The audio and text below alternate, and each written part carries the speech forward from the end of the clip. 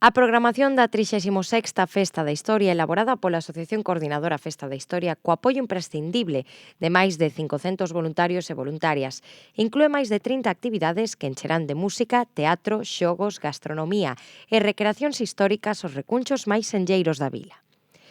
O venres 29, antesala do Gran Día, arrancará co 10º concurso de pintura rápida e coa apertura do campamento medieval no Castelo dos Sarmiento, onde pequenos e maiores poderán mergullarse nos oficios e saberes doutros tempos.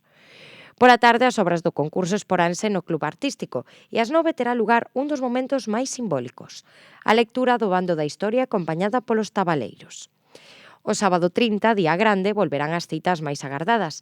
O gran desfile da historia, co pregón a cargo de Pedro Valderrei e o nomeamento de notables.